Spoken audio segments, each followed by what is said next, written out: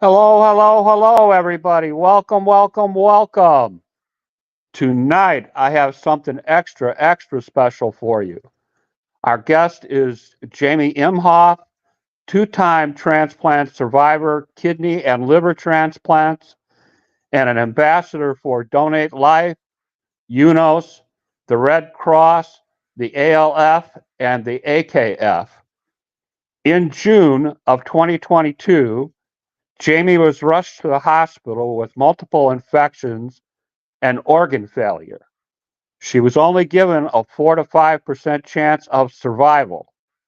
She required a liver transplant first and a kidney transplant second. Subsequently, with the kidney transplant, she needed that because she had acute kidney injury and kidney failure from hepatorenal syndrome, complicated by an adverse reaction to tacrolimus. Both transplants were ultimately successful. Her liver transplant was approximately 22 months ago. Her kidney transplant was approximately 15 months ago. Liver transplant on August 3rd, 2022. That, by the way, Jamie's my birthday, August 3rd. And her kidney transplant was on March 1st, 2023. As a result of her double transplant experiences, Jamie has given back in a very, very significant way, has an active ambassador for Donate Life, UNOS, the Red Cross, the American Liver Foundation, and the American Kidney Fund. Tonight, we are covering a broad range of new topics for the broadcast, including safety net kidney transplants, kidney fitness, hepatorenal syndrome, rock painting, mental health and kidney disease, requirements for a kidney transplant for an alcoholic. Jamie, by the way, congratulations on your 2 years of sobriety a little bit early. I know the date is 6/21, and much, much more. Jamie is a very, very experienced advocate, so put your seatbelts on because we're all going to learn a lot of stuff tonight. Please give a warm welcome to a true liver and kidney warrior. Jamie Imhoff is with us tonight. Jamie, how are you? You. I'm so glad to be here tonight. Looking forward to it. Yeah, me too. Me too. Did I state everything correctly in the introduction? Absolutely. I Okay. just want to say, for the record, in the very beginning, that I am an alcoholic.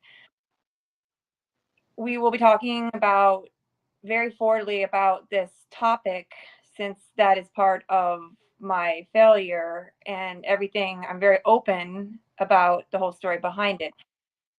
So I just want anyone listening to note that this can be a very sensitive topic to talk about, especially when it comes to listing. But I don't mind any questions that you ask in regards to it. So, Okay. Just wanted to let you know that Sam Day has already checked in and is saying hello. yeah. So, tell us a little bit about where you grew up, your education, and your employment history. Absolutely. I was born in Wisconsin. We did move around a little bit. I ended up in Boston and finally in Portland, Oregon. I spent a good deal of my childhood in Boston, so I have very fond memories of that. It didn't fit so well in Portland, Oregon, and I wanted to come back out east. I very my education, a very strong background. I used to test pretty high on the charts in science and mathematics. I grew up in a family that was heavily involved in the sports. That was our lives. I was a star fast pitch softball pitcher my entire life. I can't countless awards, and I ended up on a D1 scholarship.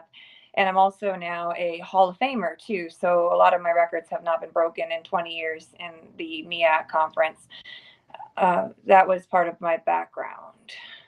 Yeah, and then eventually, so years ago, I dropped out of college to become a bartender because I wanted to be cool, and I thought it would be fun. And I started in a basic level of bartending, but then I decided I wanted to advance and became a sommelier and graduated from Bar 5 Day, one of the hardest certifications you can have in the world.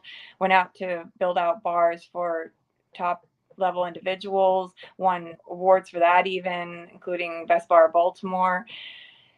Yeah, so it's been pretty active career that I've had for 20 years until it wasn't active. Wow. Wow. We're not worthy. Oh, I thought. Wow. Let's talk a little bit about your transplant experience and particularly your liver transplant first. By the way, our friend Bobby Reed is on. She says hi. Hey. Yeah, So, okay. a Liver transplant first. lot of us When were. did you first notice that you were having issues with your liver? Be honest, I'm gonna answer this honestly. I didn't give anything. I didn't care. I was knee deep in drinking and alcoholism, so couldn't have even told me. People had mentioned it that I was starting to get yellow and bloated. I I didn't care. There was no pre-treatment for me. This is often our story of a lot of individuals who come into the hospital as I did. There was no doctor visit. There was nothing before this. Nothing. Absolutely nothing until I think a few weeks upwards. I just realized I could barely get out of bed. But in the end, I couldn't even function until I had that first drink, first thing in the morning. So nothing mattered. Then that would get rid of the symptoms of withdrawal. So there was absolutely nothing. I like, according to what you had said, I was just brought into the hospital.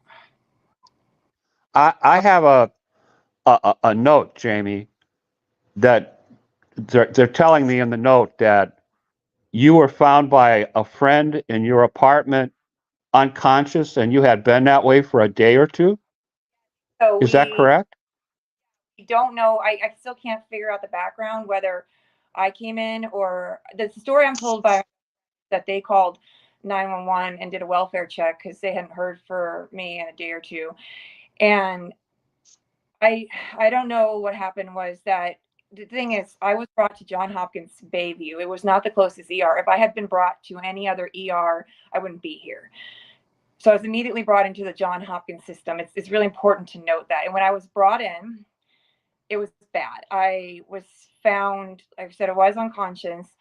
I had hepatorenal syndrome, which is a very complicated failure of end stage alcoholism, where the liver is collapsing, the portal pressures are collapsing, everything is collapsing, and then it's putting pressure on the heart. The heart's pretty much beating uncontrollably and is unable to maintain any kind of stability in the body. So it locks into the heart, which then locks into the kidneys, in this literally in this cycle. And the kidneys start collapsing upon themselves from not having proper sodium levels. It's one of the oldest diagnosable conditions, but then that refers back to the liver, and it just goes in this vicious circle, and it can only be broken by a liver transplant. That's it. There's nothing else that can, there's no other way of that. And I had a type 1. I also, going back through the reports, had MRSA, MSA, E. coli, a very active CMV infection, C. diff, and I think even EVB was activated at that point too. So all of these infections were raging at the when I was brought in. Creatinine level of Okay. 9.5, so I was in strong kidney failure, and liver numbers were, Jesus, they were like 28 bilirubin. I mean, in the thousands for hundreds, thousands for all the liver numbers. Yeah, it wasn't good. And I Okay. was Eh, Go ahead. I'm sorry. on valpressors for the heart. I was just on everything. Yeah. Okay. I understand that when you were first taken to the ER at John Hopkins in June of 2022, one of the things they started you on was vancomycin, a very powerful antibiotic. Can you tell us a little bit about that? So this whole time I wasn't conscious. I actually went back and verified this. I was placed in the care of the palliative team. I got to speak to the chaplain who was heavily involved in my case recently, and I did ask him. I go, "Did I ever know about it?" He goes, "I checked on you every day. I wrote about you every day. Occasionally, once in a while, you would open your eyes for a split second, but you wouldn't have any follow reaction." And that was it. So looking back at the reports, I was given vancomycin, and they gave that level for about 2 weeks straight. And initially, in the very beginning, coming in on June 20th, when the reports began, I wasn't transplantable. So I was turned to the palliative care team on full life support, and my parents were brought over an emergency flight and told to come out here to plan a funeral for me. And that's what they did. They got an emergency flight and they showed up, and they were told that I wasn't going to make it. So somehow along that line for about 2 weeks, I seemed to clear the infections, and I was on CRRT dialysis. Then my mother made the choice not to take me off life support. She was highly recommended that I be taken off life support, and she just decided against it. So I was left on life support to pretty much pass away. That was the expectation. And then they came in every day till July 17th, and they came in every day, and I just still happened to be here. And then somewhere along the lines, I guess Dr. Cameron heard my story at Johns Hopkins, Maine. So he heard my story, and I guess he decided to give me a chance. And I can tell you more about what he does if you like. Yeah, please. So Dr. Cameron leads a program called the Delta program in the US. So Johns Hopkins is one of the few hospitals that openly they take on cases on a case-to-case basis, but they will go against the 6-month rule, the mandatory 6-month rule that liver transplants must be sober. And they've proven from science over stigma that 6 months doesn't require someone to stop drinking afterward. That actually nearly all of the patients that they take on do not drink afterwards. They actually have some of the highest sobriety rates of all liver transplants. Because of that, individuals come all over the East Coast to be transplanted at Hopkins because they're actually given a chance. Otherwise, most hospitals will just turn individuals like us away, and we don't make it to the 6 months. On my condition, don't make it past 8 weeks on life support, full life support. I made it 6 weeks. And for the case, he decided to take it under one stipulation. I had to survive the transport. So I disappeared one day from Bayview. They cleared the road, and there was a halfway point where if on life support, they have a small life support machine, I guess, and the ambulance, if I made it halfway, it would continue forward and didn't crash. If I didn't, I'd go back, and that was it. They were done. There would be no more treatment. And that would happen. So I ended up making it all the way, and I got to Hopkins, where my case was heard and presented just like their patients. So I was still on life support, but at this point, the really interesting thing was my kidneys had begun to recover, which was the saving grace. So by the time the case was presented, so this is July, the case was presented, I was listed on July 29th. And on August 3rd, I received a liver transplant from Randy Scott Patterson, Georgia, and he passed away from a massive stroke liver at that time. And at that time, just the kidneys were actually in condition. That fact alone was able to help me get through transplant. And that's the story with the liver transplant. Okay. Well, Couple of questions. Yeah. You're 38 years old at this time, correct? Yes. When you had the liver transplant, you were 38 years old. Yes. 38 years old. Okay. The vancomycin that they administered to you, if that didn't work, you were really out of options. Is that also correct? Nothing else. Just that. Okay. the medication that they gave you, despite the fact that your kidneys were doing a little better, eventually they contributed to your kidney failure. Is that likewise correct? Yes, I think it was a multitude of factors between, of course, the transplant, initial level of medicine, and then going through transplant for about 2 weeks. They actually stayed very relatively stable and well. And then I, because of the high CMV infection, was cell sept. So I'm a tackle only transplant. That was to try to clear the cell sept the CMV infection. Also, Okay. that tacrolimus that we're going to mention, by week 2, my kidneys, it took about 2 or 3 days and they just utterly collapsed. We went from a GFR to 113 down to 28. Okay.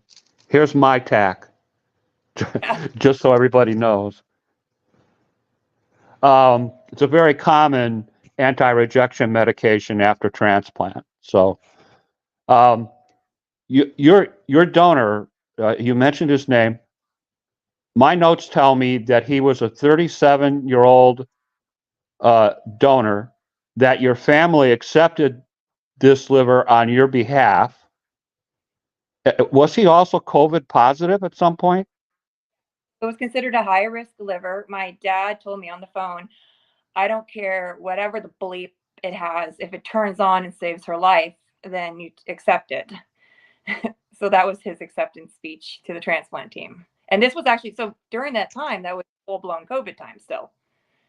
August Wow. 2000, August 22. Yeah. Okay. Um, Among the infections that you had, you also had CMV. Is that correct? Yes. I had CMV at the time of transplant. Yes. Okay. Tell us a little bit about what the day of your liver transplant was like. I have no idea. I wasn't awake. All I know Okay. is all made to Oregon, to my family, not by my bedside at that point. They had shuffled back and forth a few times, but the call was made and they accepted the liver. It seemed like it was a relatively difficult transplant, the worst of transplants. My one surgeon, my favorite surgeon, Dr. Prada, said that it was so ugly it had to be cut in half when they pulled it out. My liver weighed 3 times the size a normal liver should weigh when it was so inflamed. Okay. Since the time of your liver transplant, have you had any issues or challenges with your liver? Yeah. After liver transplant, I wasn't the healthiest. I'd wasted it away between the infections and being in coma and bedridden, not moving at all, wasted away pretty much to eating a lot of the muscle and the fat off of my body. Initially, the liver was there was quite a few bile duct issues. I had several ECRPs. They did have to go back in and clear out hematomas. They had to just deal with some. I had extra drains. I know I had up to 7 drains at one point. And then also I had this, oh my goodness, I had induced butt wounds on most of my right side. That was pretty horrendous. I also had a fecal bypass system, feeding tubes. I was in the hospital for 3 months. You name it. I pretty much had the burn unit treated me for that. And I also couldn't move. So eventually when the liver took a while to settle in. It took a while for the bilirubin to drop. It took a while for all the numbers to come down. But overall, there was no major hiccups for considering the condition I was in, because I was in such bad condition and then in kidney failure. If this liver had been in somebody else much better, they would probably been out of the hospital in 7 days. Just not me. Okay. I understand from my notes that while you were in this condition immediately after your liver transplant, they had to clean you and they had to roll you over to avoid bed sores. Is that also correct?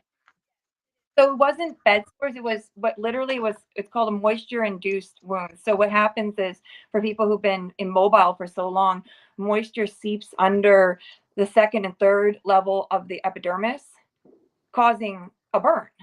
And I had second-degree burns. They would put barrier cream in every day. It was so painful. It was awful. They would roll me back and forth. But they not only had to wipe my rear end, and because I still had the tube, but they also had to prevent the from spreading. So burning it came down. The funniest thing was they came down, they were very excited about it. So they asked if they could take pictures of it every day. So for 30 days straight, they came down, took pictures of my of my rear, of all of them. It looked so horrible. I found them in my chart and I was like, oh God, no wonder that was so bad. No idea what they look like. All I know is how horrendous it was. So yeah, that's it. Definitely had those. Mhm. Okay. Um, let's start to talk a little bit about your experiences with um, kidney disease and your kidney transplant. When did you first notice that you had issues with your kidneys? Were you still in a state where you were basically out? I did not come aware of anything really, I believe, till about 2 months in the hospital. I started processing. I did put up a really funny Facebook post where I told everyone I was waiting for my brain to reactivate. Obviously, I didn't know. But the one thing I did realize was there was a lot of kidney doctors that kept coming by and they would whisper to each other. A lot of them. There's, of course, a lot of medical students and interns at Hopkins. I When they removed the catheter that they had in, slowly while I was there, I noticed that I stopped producing urine very slowly. And they would kept trying to scan my bladder and keep recapping me. They kept recapping me till the nurses said, no, there's nothing there.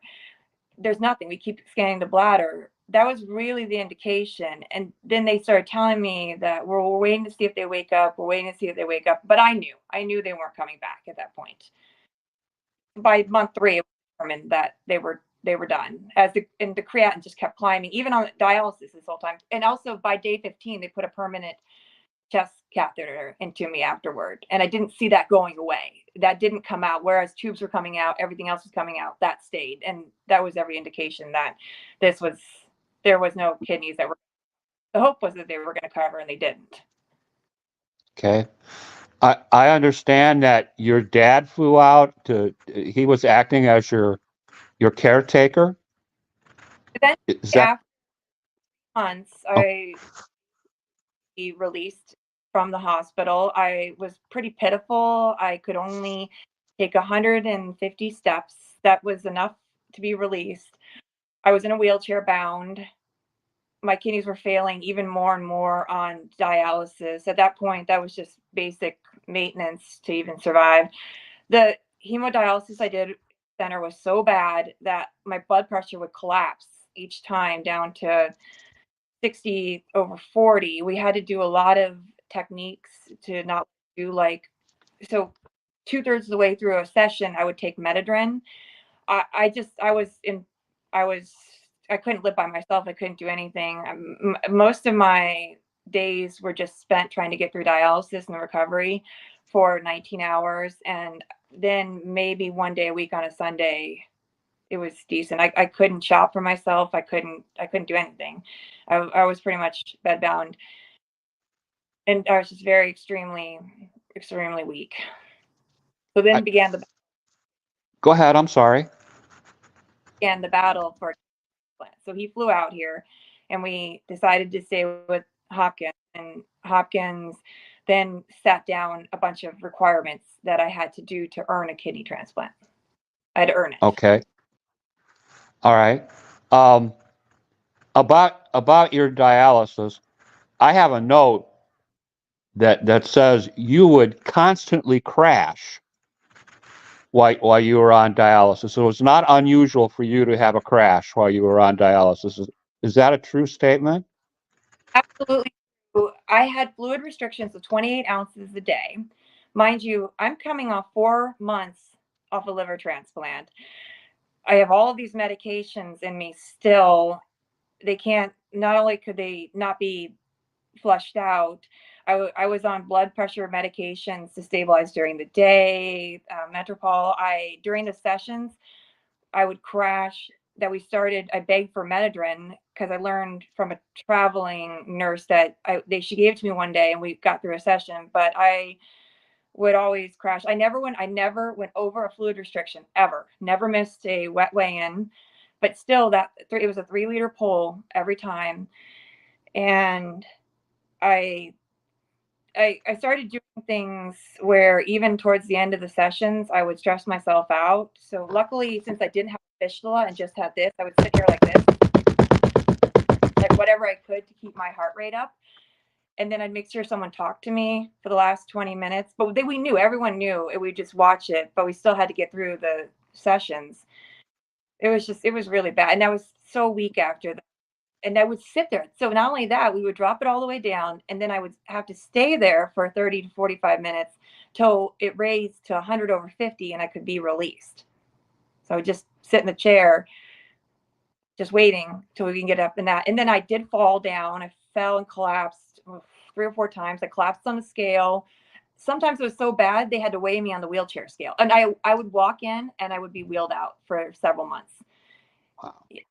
Again, we were taking a new move to be 5 minutes away from dialysis. And as I grew up about the walking, we moved to be right there. We rented an Airbnb and stayed there. And the way it would work was I'd get up to 150 and we began this. I'm not kidding, guys. We'd call the Uber and I'd run up to the Uber as soon as I got there because I only had a few minutes before I would pass out from just standing. I'd jump in the Uber. My dad would wait outside, grab, our big bag. And I had a flight of stairs. I had to do stairs because I had to learn to walk again. And we'll talk about that. And then I'd run in before I collapsed again and fall on the couch, and I was done. And then he would make me something to eat, a small thing. And that became a pattern and a ritual. He used to call 30 minutes into the session and ask if it was an ER visit this time or just I was coming home. So it was pretty.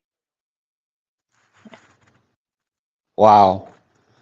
I have a note that you were so dry as a result of your dialysis that you couldn't cry, you couldn't sweat.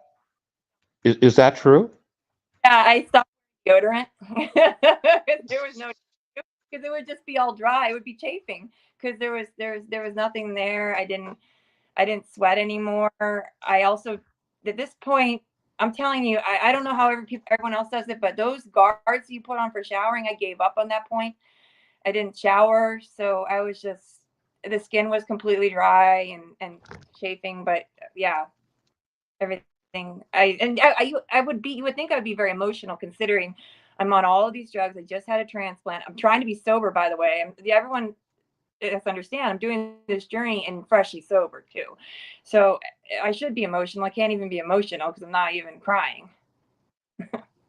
Yeah. One thing that I heard about in your history that struck me, you had to fill out your own paperwork to be approved for transplant by Medicare. You did not have a social worker that helped you. Is Here's that how a it fair works. statement? Here's how it works. I know there's no ill will to this. I actually do appreciate them doing this. I am an alcoholic. There was a strong distance, I would say, sober. That's fair enough. Okay, absolutely fair. I have a track history of sobering up and drinking again, not gonna lie. When we went in for the initial evaluation with the Hopkins social worker, she looked across the table at me and she goes, I will not approve you for transplant unless you do 4 things. You have to be a kidney patient. I was currently on Medicaid. You have to file for disability on your own. You have to file for Medicare on your own. You have to figure out this transport in the city by yourself. And there was one other thing I had to do. I forget what that one is, actually, off the top of my head. And she goes, you are not allowed to use a lawyer to do this, and you're not allowed to ask any help. You have to do this on your own. And I walked out of that session. Like, well, shit. I'm like, okay, all right. Yeah, And that would have been an understatement, because I recall when I was on dialysis and I was filing for Medicare and I was filing to be approved by transplant, and I was meeting with transplant teams. I had all kinds of help from my social worker. And my background, just so you know, Jamie, is I was a lawyer.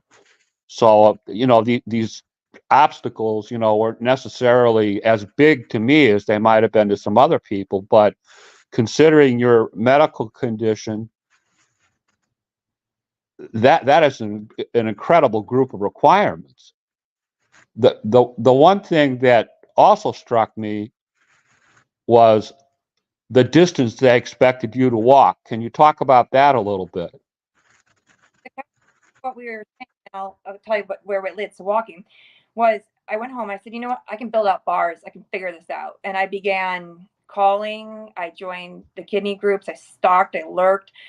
I initially, I worked my entire life. So now here's something interesting I'm going to learn. I got lucky. I got a great caseworker. When I bawled and told him my story, like I was just not crying, I was just going off. He said, I'm here. I'm going to get this through for you. He put me on a Terry case, which is immediate filing, waiting for, so I got an immediate approval within 30 days. We can talk about that later, what Terry cases are, but I learned all of that. We got to Medicare. I got everything done, and everything was pending and everything was done. I kid you not, I called back in 30 days, and she says to me, she goes, congratulations, I didn't think you'd do it. I will go talk to the kidney team now. And I go, okay, great. We go to meet with the kidney team. The kidney team comes back when we met with them. They're like, this is all well and great, but you have to walk again, and you have to pass a 6-minute walking test. Otherwise, you're not getting a kidney from us.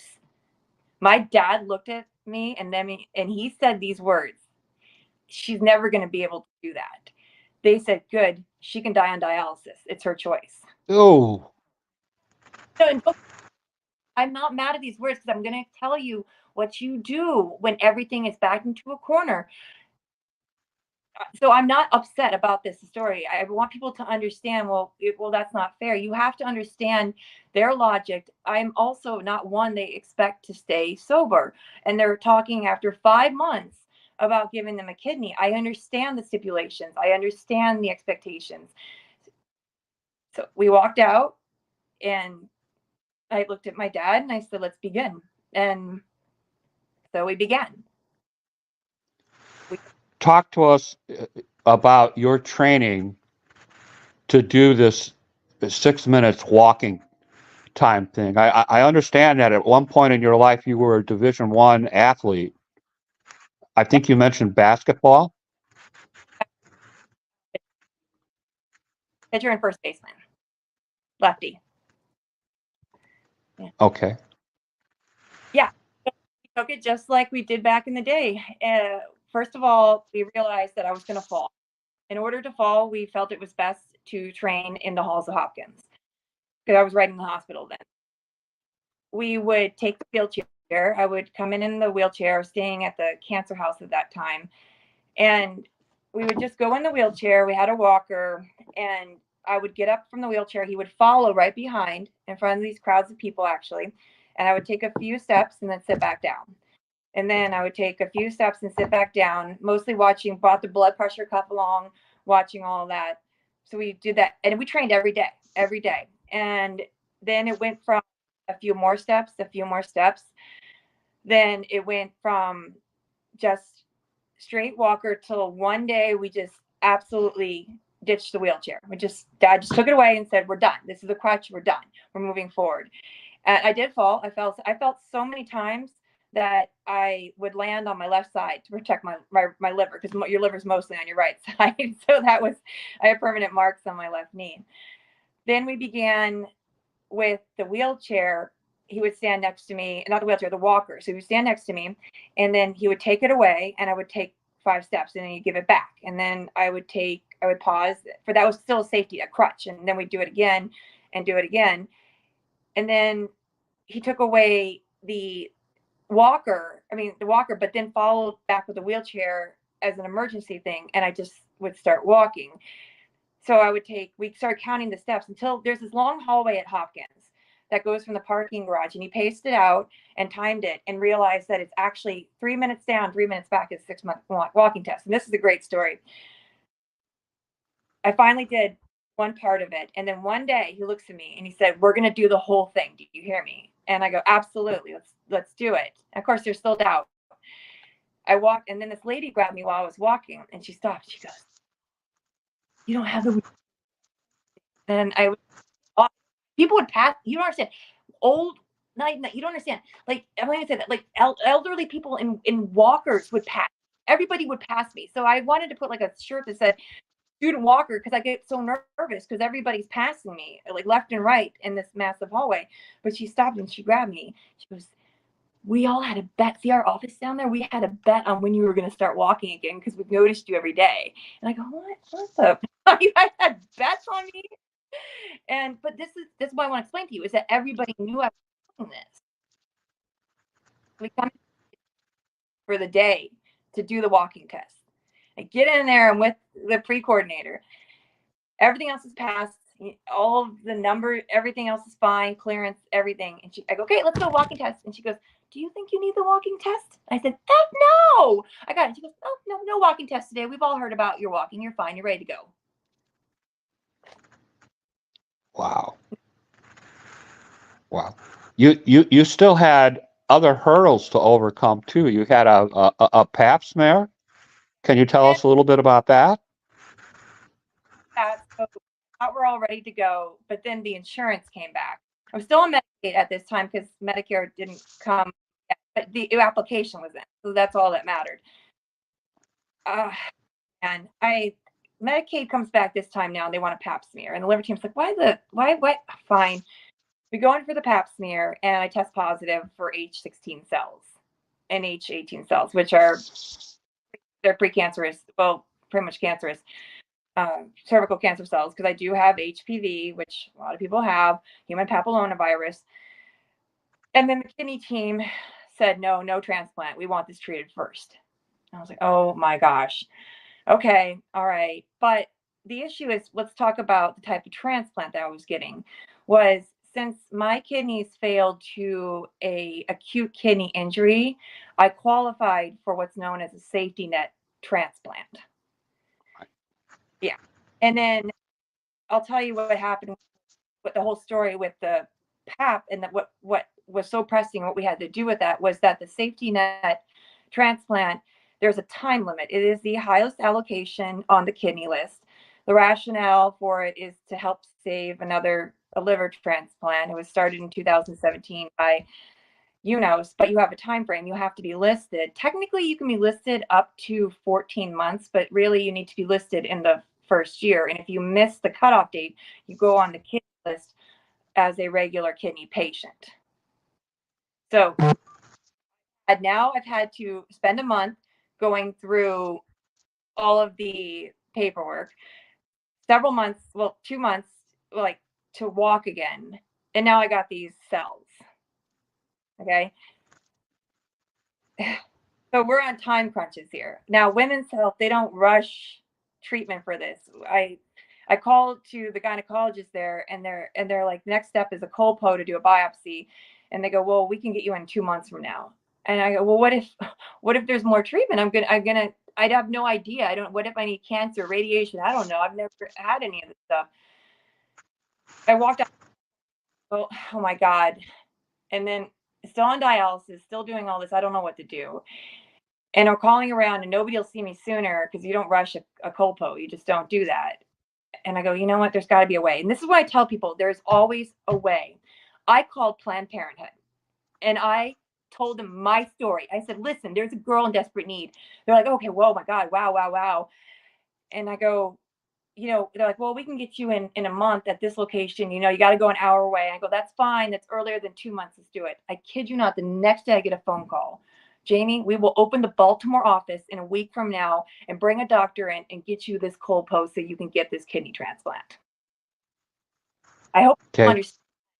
This is the level of care, of feminine health care that Planned Parenthood could provide. And they did it. And they got the biopsy results back ASAP, because at that point there were these several lesions and they had to be burned off. So the next step was a LEEP procedure that we got scheduled. At that point, it was taken a little bit more seriously, went back to Hopkins and got the LEEP procedure done. Still had to wait for those results to come back to be cleared.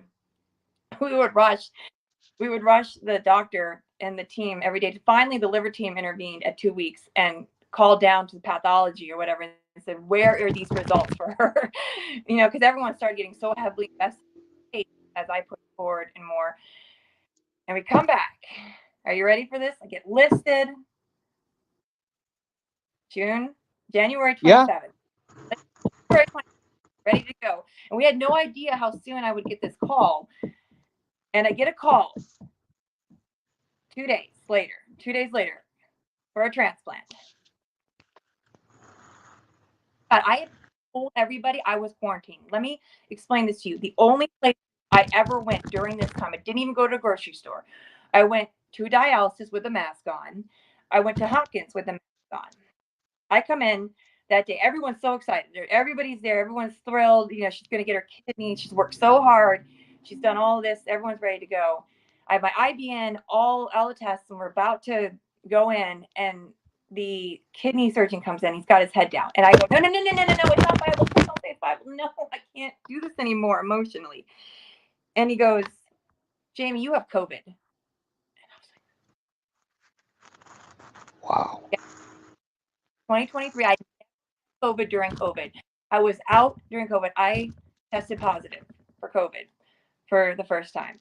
My caregiver did not test positive for COVID. So the only place we thought maybe I probably got it from was dialysis. I looked out the window and these doctors came in. They waited for a reaction. And I look out the window and I go, I already knew what it meant. And I look back and I go, what's it going to take? And they're like, a negative result. So will you do whatever the heck is in this hospital for a negative result? Now, the COVID I had, they did a PCR test and it came back a very low viral load, but they didn't know whether it was coming or going. They talked it over and conferred, and they did not feel comfortable with the high dosage of immunosuppression that they were going to give me proceeding forward with the transplant that day. Okay. So a false alarm. Yeah. Because you had COVID. So I had to go on quarantine, 21 days, and they actually extended it longer. So for 30 days, I was inactive on the kidney list. Okay. How frequently were they checking on you? How frequently did they draw your blood? We were doing, because I was also being PEP tested as well to make sure that I didn't drink too during this entire time. Right. Okay. So were they doing these blood draws at home or were they doing them in the hospital? How did that work?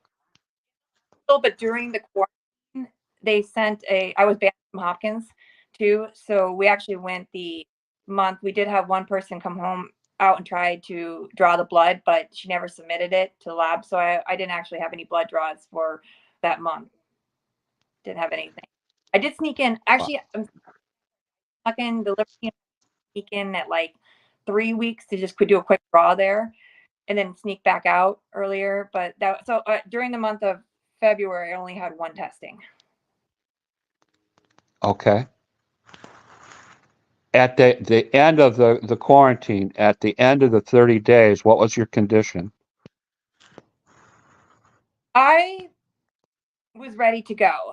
And I want to talk about this story. This is very important to me to talk about. Through all this, I had my attitude coming out of liver transplant was really piss poor, to be honest with you. I was trying to figure out how I wasn't accepting it. I wasn't doing any of that. As I started to see other transplants and join the groups and believe in this process and really buy into a kidney transplant and learned about sleepy kidneys and all of that, I said this wasn't going to be my story. I fought so hard that I started doing a lot of self-actualization work. So every dialysis session, I would sit for 15 minutes. I would envision this glorious kidney transplant that turned on right away. And I would say the word over and over again. I would say, no sleepy kidney, no sleepy kidney, no sleepy kidney, no sleepy kidney. And just like I was on, when you can actually, this called being in the zone and the mechanism where you can literally hit, a dime with a target, curve a ball like you see in the Wanted movie and everything. I go, this is how we're going to take this approach to kidney transplant. That day that I came in and got the second call, I was by myself. My family, my dad had left to go be by my grandma's bedside. She was passing away in Wisconsin. So Hopkins was aware. Ironically, as soon as he left, I got the call, which was a running joke. If that's what it took, then we waited it took 2 weeks for the second call. It was so funny. I got that call at 4 a.m. in the morning, and they had me come down there. I grabbed a 12-pack of water to bring with me, sparkling water, my favorite thing. So I grabbed a week's worth of allocation of water because I said, this is going to work. And that's what I'm taking to the hospital. I'm not even taking a bag of clothes or anything. I'm taking one outfit to come out of and all of this water because I'm not staying long and this is going to work. Nothing is going to go wrong because I've been through everything to this. And this is what's going to happen because I said so. So I showed up on the transplant floor and I walked in and I go, I'm back, bitches, let's go. And so everyone got all worried and I go, it's kidney time. And I mean, everybody was so excited. All my favorite liver doctors came by. Everybody came by that day.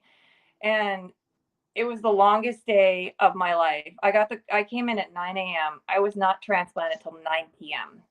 Every hour was excruciating. So I used to meditate I sat in the chair the entire time and I would meditate. And every hour they would come in and they would say the words, Jamie, the kidney's still viable. I'm like, I hear you. Bye. Get out. And so I would wait and then I would do some more meditation work. Right. Then they wheeled me off, of course, to the OR at 9 o'clock. And up to that point on the table, I was saying no sleepy, no sleepy until they told me to shut up so you could put the anesthesia in. And anyways, the surgery was textbook. It was 2.5 hours. Actually, it was funny. The surgeon, he had done a transplant right before me. And so he was really grumpy. So he came in, let's go, come on, round two, let's go. And he had come in for a second right before the surgery and walked in. And he goes, I'm going to cut you here, or here. I don't know. I'll figure it out on the table. See you soon. Bye. So that was the consultation before. But I just want to say, with the attitude, I woke up on the OR table, and it was so powerful envisioning it. I didn't even feel the pain at first. I saw a yellow bag that was blood tinted. And I said, is that? And she nodded and smiled. And then I said some cuss words out really loud because then the pain hit finally. And it was the kidney started producing instantaneously as it was put in. And I do believe a lot of that was self-actualization and absolute faith and belief that this was going to work. And it did. So I 100% am sold on attitude and in this journey because of the story. Okay. Have you had any issues or complications with your transplanted kidney since the time of your transplant? 15 months. Now, the only issue that arose after was the bladder was so decompressed. The first month or two was difficult. I could not hold urine. I did have to spend I'd be near a bathroom every 10, 15 minutes. It was producing so much urine. It was just unbelievable, which was fabulous, but it was a little bit too much. In fact, she had produced so much urine the first 2 or 3 days, I actually had to have all of the nutrient drips to replace the amount that she was filtering. She just went to work right away. Fabulous kidney. I'll tell you more about what I know about her. But guys, 15 months. There's been no DSAs, no rejection, absolutely nothing. Numbers never. They dropped to 1.0. They stay between. By day 4, it was at 1.0. And they stay between that and max 1.3. That's my fault if I haven't drank enough water. And that's her story. That's my kidney. So I read recently that maybe it was this week you just had a checkup. How did that go? Same with 1.0.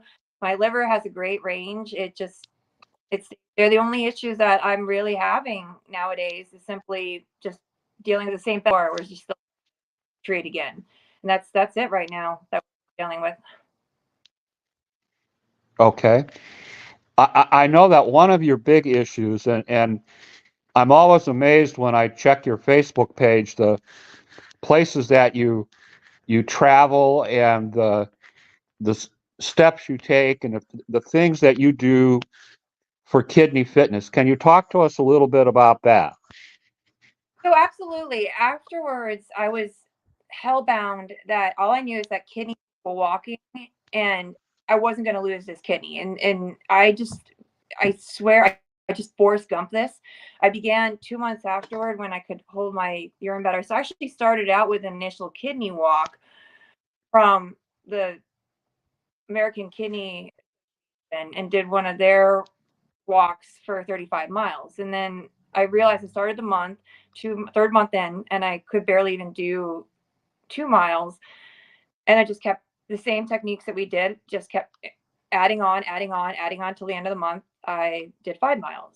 And then that was originally the goal that I always wanted to do 5 miles because that was the reports coming out of COVID from the World Health Organization that we should do 10,000 steps a day for your heart. So began to start taking those months after that to work up to 5 miles daily. And then the numbers kept staying good. And I go, well, what about 6? And what about 7? And what about 8? And what about 9? And we just started climbing. I keep a hardcore record of all this and just kept climbing and climbing and climbing slowly, very slowly, but increasing the ability to do it. So now I average 250 miles a month in the last few months. I do days, as you can see, upwards of 16, 17 miles because I'm training for hopefully the Pacific Crest Trail, the Oregon to PCT, the Oregon part of it, and I will need to accomplish up to 20 miles a day. But I just keep pushing it within reason for me, based upon this was not something that happened overnight. It took a year of training consistently. I do stairs and workouts, ab workouts, but I just want to push beyond the expectations of what is capable for us afterward. And that's where we stand. So I'm very big into fitness. Absolutely. And I do think that this fitness, at least the 5 miles, I mean, this is a very happy kidney. And I really think that that contributes to her welfare, to be honest with you. I know you named your kidney. Can you tell the audience what you named her? I was just about to tell you guys. I said she needed a name. So I named her first. I named her before the liver. But I named her after the Drake song, Kiki, because she's riding with us. And we never, ever want her. So she's Kiki the kidney. I do not know anything about her other than that she was 35 years old, female, and she passed away from a brain aneurysm. I have written and I have heard and nothing back yet. And I don't know anything more than that. That's it. And I just don't feel like that should be her story. I think she needs a name. And I talk to her every now and then. We talk, part of meditation.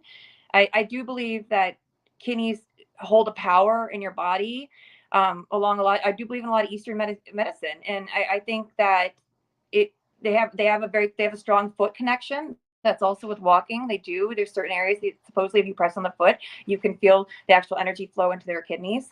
So I wanted her to have a little bit of a story, and that's kind of why I named her. And then eventually I named the Okay. liver after. Okay. One of the other things that I noticed is that you're very, very strict with your diet. Can you tell us a little bit about what goes on with your diet? Still follow the renal diet because so for me in my kidney failure, this is another story. We chose to forego binders because I couldn't swallow them since I had such ounce every ounce. When I took the 2 ounce cups, we went home and did that, and I had to measure it out. I was dying of thirst, and I didn't want to waste it on trying to swallow the horse pills, the phosphorus pills, and everything. So my nephrologist and I agreed to just manage it with diet alone, and that meant I had to give up everything. There was, and for example, right after liver transplant, in order to get better, I would drink a lot of milk but I had to stop drinking that milk because milk does have a good deal of albany in them, and so I cut out all dairy, cut out also, and then the worst part was giving up chocolate, which actually did help with the pain to avoid the phosphorus levels as well. And then I remember one day my nephrologist, when he knew we were doing this, he caught me with a little piece of dark chocolate and screamed at me across the clinic, which was wonderful, and I never made that mistake again. But and he goes, "I'll put you back on those binders faster than I took them off." And then he's like, "What is that?" I go, "Nothing." It's dark chocolate too.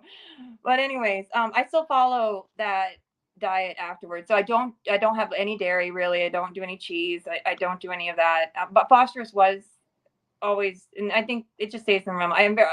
Potato chips are non-existent. I may treat myself to like a few fries. I don't do potatoes, no mashed potatoes, nothing like that. Just those little things I still follow with the renal diet, watching that. And also I do a lot of my own preparation. So no, I mean there is no fast food for me whatsoever. It's no process. We if I make popcorn, I'll make it at home from scratch, and that's a good snack. Things like that. It's just that's what I follow. I want to keep this kidney, guys. I'm 40. I'm 40 years old, and I'd like to see how long she can stay with me, frankly. That's great. That's great. One of the issues that we agreed that we would discuss today is mental health and kidney disease. Can you tell us a little bit about your experiences with mental health and kidney disease? Yeah.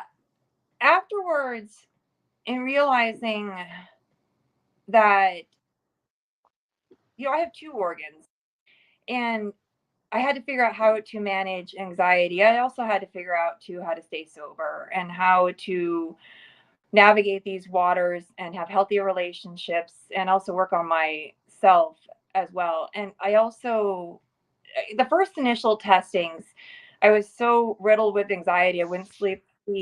I wouldn't sleep at all. I wouldn't do anything. And I go, this is no way to live, and this is no way to live for her. So we have to find a way to function better. And I translated that. I forgoed any antidepressants, even though they were offered. I said, no, we're going to manage this differently. I do, like I said, do a lot of meditation. The meditation also, less cognitive behavioral therapy. So being in the Delta program, and for Hopkins taking me on, that was one of the requirements to stay in that program for a year. So learning how to handle situations better, learning how to manage my stress. If I don't like things, learning not to immediately react, learning to distance myself from situations that are causing more issues, and overall learning the biggest thing is about how to sit with myself too, how to sit with myself and realize what is most important, what is the focus, what is the goal here. I don't need to win every battle. I need to only win the right ones, putting myself first. And that's just something I believe in. I think all of those aspects have highly contributed to how well this kidney is. And at the same time, it's not always about not doing things. It's to make sure you're doing happy things every single day, whatever that is for you. And as we talked about, whether it's making these rocks, these Donate Life rocks, which we can talk more about every day, sitting there doing something creative, something positive. For me, putting in 8 miles or something, doing that, listening to my favorite songs while they do that, going to do everything. It's just find time to do things for yourself every day, where you just shut down the world and just focus on the things that you love. And I think keeping that balance in the body, I have this theory, and everyone can agree with that. If you are stressed out, your body is going to look for factors that are causing the stress. And if they're not finding any infections, and they're not finding that, they're going to turn their eyes and see these organs that don't belong in you and going after it. So I highly believe that stress. And I heard stories. I had people personally tell me that they lost their kidneys to depression. I had people tell me that they lost their kidneys to anxiety. And I said, no, I don't want that to be my story. So I'm going to find a way to better manage that, which only the individual themselves can do that, including myself. And this is a firm belief that I believe in. Okay. I want to talk to you a little bit about your advocacy work and those activities, because I'm amazed by the things that you do. And, I'm not a slouch as an advocate, but neither are you. So if it's okay, I'd like to talk to you a little bit about that. Um, First, let's talk about the work that you do with Donate Life. Can you tell us a little bit about what goes on there? So I first actually joined UNOS, and then I realized that you have to be as an ambassador. And because I wanted to learn and I wanted to understand my listing better, I wanted to understand the process better. We were very confused the entire time about how this safety net worked. I think if there would have been a lot less stress if we had known that we had more time. So I wanted to be able to answer anyone else's questions. Quite often I take the courses, and in order to do that, you also have to be a Donate Life ambassador. And I filled out the paperwork and became an ambassador for my local OPO, which is Infinite Legacy. I mostly do events in Baltimore City. I will do events in inner city areas where we have the lowest donation rates. So my tables tend to be rather interesting with the questions that individuals will ask. I really like doing those tables. And I also like to encourage others. I started a patient transplant group, the John Hopkins patient transplant group, and I like to encourage others to get involved with Donate Life as well. And then I got on a kick when I found out about these Donate Life rocks, because I was also big into art and designing. I used to design cocktail menus. So I decided to do all these Donate Life rocks, and I love doing them and placing them and getting everybody involved in that. So if it's making rocks for people, then they start making their own rocks. But those are primarily, and I also like to post every time I do an event, just to remind people and to show people what it looks like, and to also encourage others that they can do it. So I have all my own supplies and I do events, but I mostly cover just the Baltimore area. I'm actually doing Pride in DC too this year, and this month. This weekend. And yeah, just like to have fun with it as well. Okay. Is it all right if I show the folks some of your rocks? Do you have pictures of them, or should I grab them? Yeah, I do. Yeah. Hang on one sec.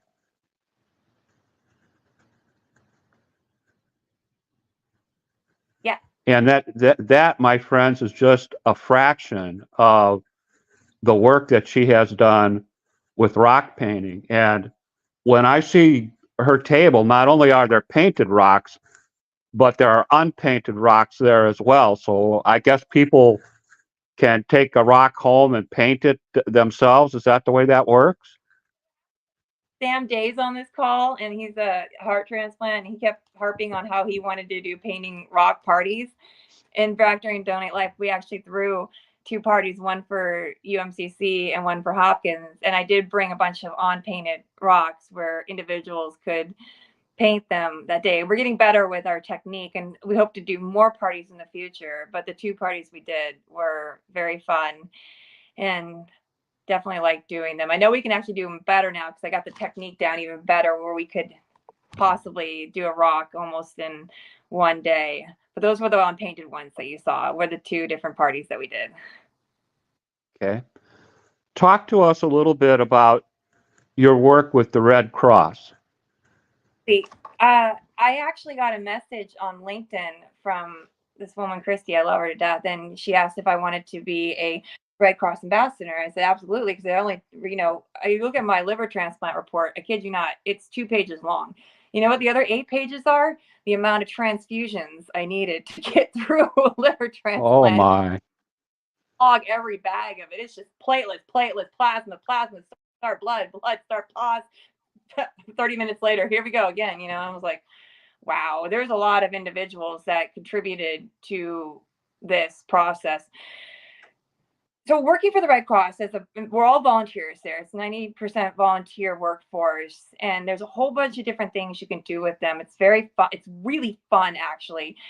I went on, did a training. So I'm pretty much a volunteer recruiter, but I also do all the events. So we do a sound the alarm. I go help install fire alarms in individuals' houses. We actually do a lot of installs in the city of Baltimore. There's 450 fires a year. I also do something fun. I do prepare with Pedro. So I teach fire safety to kindergartners and second graders. So you'll see me in my penguin hat when I do that. That's a very fun one. What else? There's actual tables where we're trying to get others to join us. It's a very minimal commitment, only a few hours a month. We're always looking for people. And sometimes I will come out and do just maybe little events like wash cars out at the headquarters. But again, you can make whatever commitment. But now I got into making and I started my own group called Blood Donation Rocks because in the stickers that I need for these rocks here, about 20% of them are blood donation stickers. So I was just piling on after buying, I don't know, 50 packs off Amazon. I'm just piling on all these blood donation stickers. And I go, what if we did blood donation rocks? And a month ago, I started a group and made a bunch of blood donation rocks. And now we're spreading those out to the world as well and just write fun facts. So if you guys like to support me, I have Blood Donation Awareness Rocks group on Facebook. We post facts about blood donation story, but we're really starting to take off with that. Wow, excellent. I wanted to show folks, you made a recent post lately with the Red Cross about teaching fire safety to children. Is it all right if I show them that picture? Mm-hmm. Okay. Okay, yeah. There she is. I mean, even working with children, I mean, you're amazing. The fire safety is fun. We teach children kindergarten through second grade. Pedro's a penguin, and I found a little penguin hat, and it gets their attention because this is what attracts for the age group. And we go in and we play videos, and then we also teach the kids just about 2-minute escape plans, get low and go. And yeah, I wear my penguin hats with them, and they absolutely love the penguin hat. So that's me. I just did that elementary school this week, All actually. right. Let's talk a little bit about your work with the American Liver Fund. What is it that you do with them? So they brought me on board as an ambassador for them, and we're working and for future possible trying to grow peer-to-peer mentoring programs. They're trying to grow their Facebook, be more available, be more information. But I mainly, when we talked originally to come on, I said I would like to represent the alcohol transplants, which are ever growing coming out of COVID. I want to represent them as me, as brutally honest in my story. So I want to be able to answer to that. I am very knowledgeable about other aspects now of liver disease, but my specialty is dealing with individuals like myself and also dealing with how to help sober in the end, and also to speak on that. And they agreed to it. So they agreed to have these frank and open and honest conversations that frankly we did not talk about a few years ago. It was very stigma based, and now through the work I do is to encourage more people not to be embarrassed about this kind of transplant, to in a sense own their sobriety too, to be proud of it, to post. Actually, one big thing I said, don't post your months, post your days, because days are a bigger number. So then people said, wow, that's amazing, I didn't think about it like that. So it's just little things like that. That's the stuff we do with them. Okay. Talk to us about your work with the American Kidney Fund. I know that they just did their 37-mile challenge for the 37,000 kidney patients that are seeking. So can you tell us a little bit about that?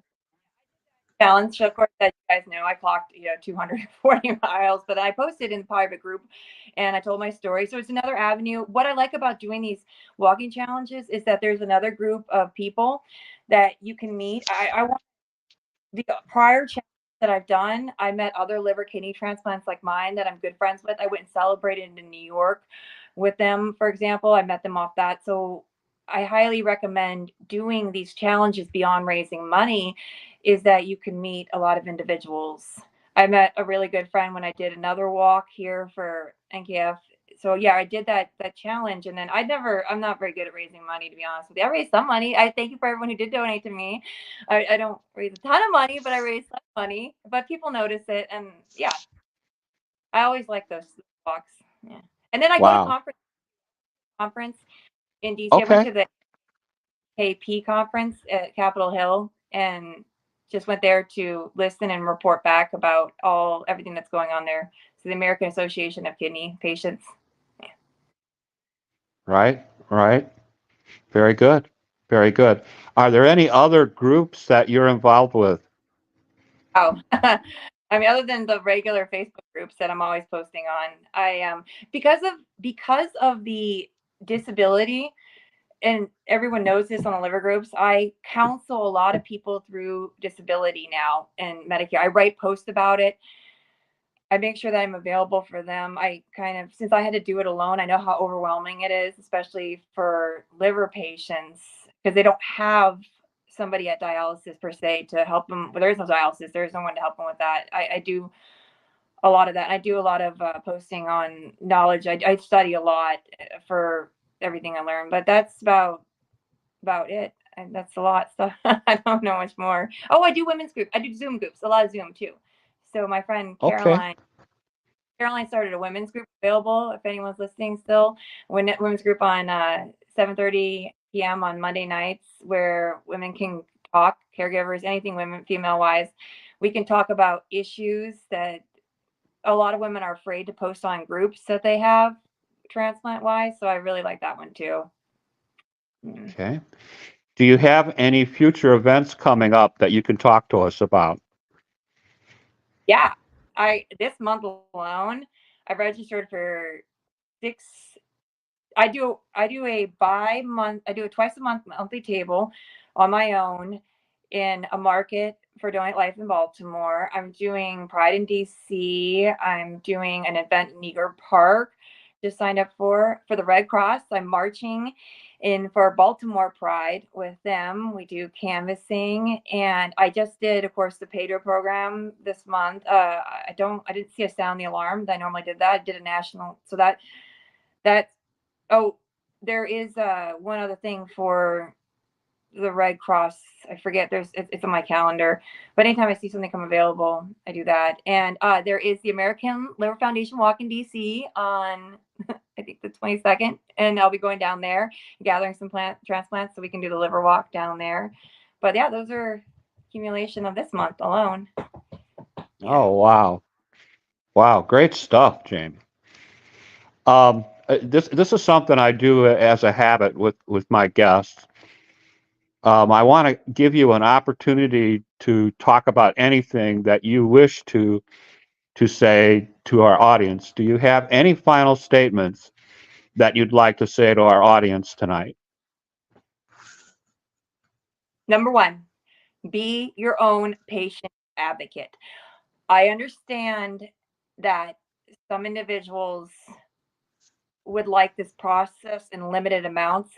The more education that you receive, the better off this process will go. When you learn to some of the individuals I work with on the Hopkins group, actually all of them frankly are extremely well educated with everything, and because of that they can notice little trends, they can advocate for med reductions, they can advocate for all kinds of things by understanding.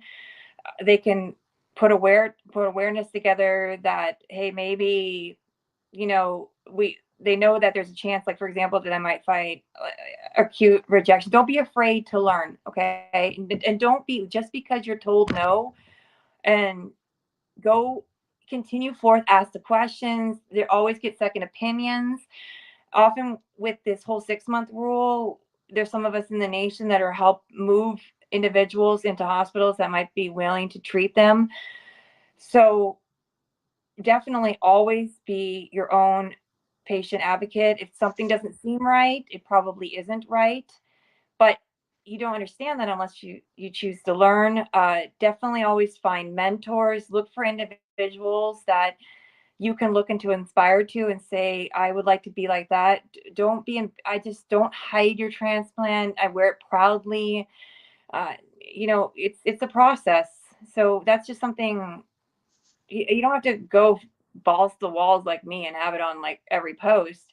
But at the same time, don't be afraid to share your story. You don't know what your story can mean to somebody else. You have no idea unless you share it. And believe it or not, you might be able to help somebody. I think every Uber driver in the city knows that I'm a transplant.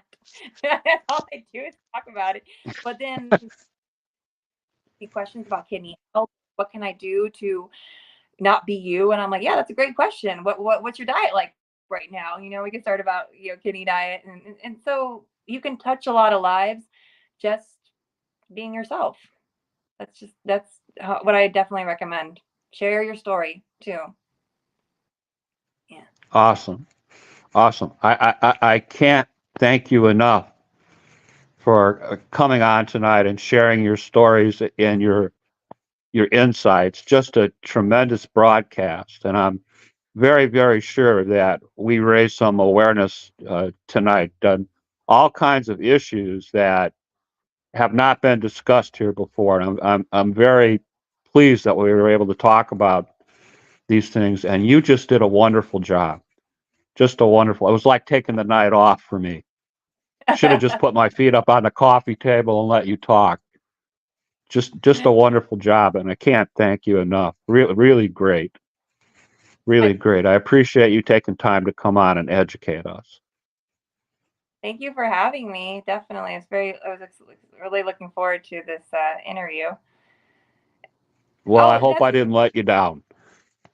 I wanted to give a shout out. The reason I'm also able to speak better and interview better was I did join Kidney Toastmasters. I highly recommend doing that as well. I have to give a shout out to them. They have helped me prepare. I'm actually trying to do these interviews and work on not using filler words.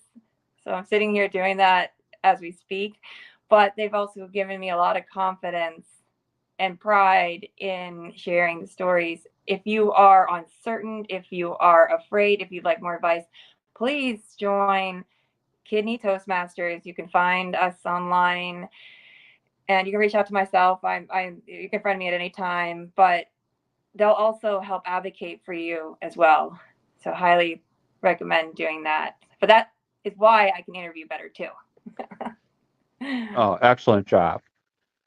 I have a few things I have to button up with our audience, and I've kept you for almost an hour and a half. Just fascinating stuff. I'm going to let you go now, but again, I just want to say thank you very much for coming on and sharing your story. You are a walking miracle. Just unbelievable, unbelievable. Really pumps me up hearing your story. I know people say this. People like me, if you try to find people like me, we don't exist. Just to let you know, because most of us pass away. So thank you for saying that. I really, I part of the reason I want to get back so much too is somehow I did, there was higher powers involved in this. I will tell that, whatever anyone believes in. But yeah, there was definitely more than medical intervention that brought me to Hopkins. That like I said before, that got me here. I like to stay here now that I'm here, and that keep me sober too. And we do celebrate 2 continuous years medically proven of sobriety this month, as you mentioned, on the 21st. So, yeah. Wow. Thank you so much, Jamie. Just a terrific broadcast. One of my very, very best, all because of you. So, all right. All right. Thanks. You have a good night, my friend. All right. Thanks. All right. Take care. All right, everybody. That is our broadcast for tonight. And please make sure you share this broadcast with your friends.